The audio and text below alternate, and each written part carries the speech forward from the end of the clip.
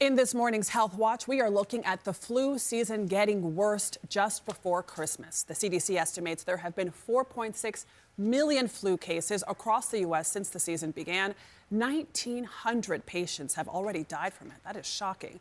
Dr. Amanda Kravitz is a pediatrician at Weill Cornell here in New York. She's here to help us protect ourselves and our families from the flu. Doctor, good morning. Good morning. What is happening with this flu season? Is this a particularly bad one? Yes, this flu season is no joke. We are seeing more cases than we would expect for this time of year. Specifically, we're seeing influenza A, and within influenza A, we are seeing a subtype or a variant called H3N2. There are tons of these cases throughout the country, and it is causing a very, very severe flu.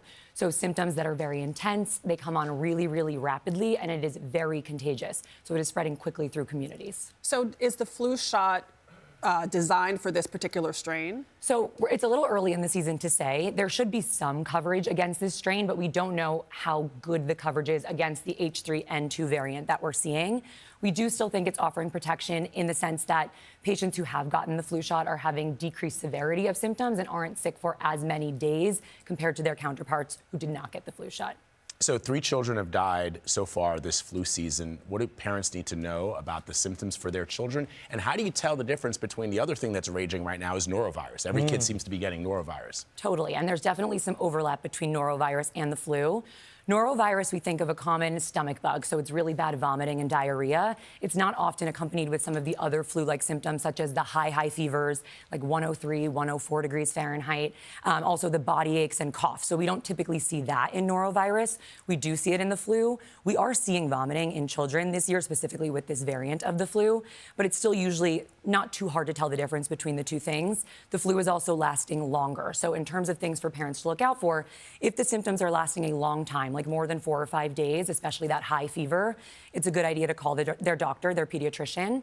Additionally, you want to make sure your kids are staying hydrated. So it's easy for them to forget to drink, especially when they have that high fever. We want to make sure they're drinking a lot.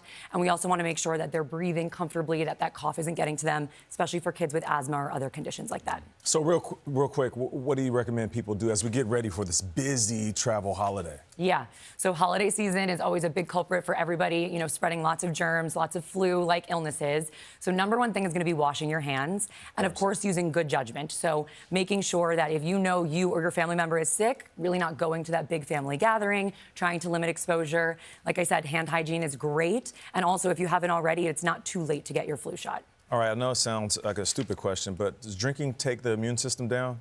Alcohol? Yeah. I'm gonna plead the fifth and say. I'm just trying to decide how far I want to go at the holiday party. I'm Dr. Amanda Kravitz. Thank you so much for joining us. That's my kind of doctor. Ahead.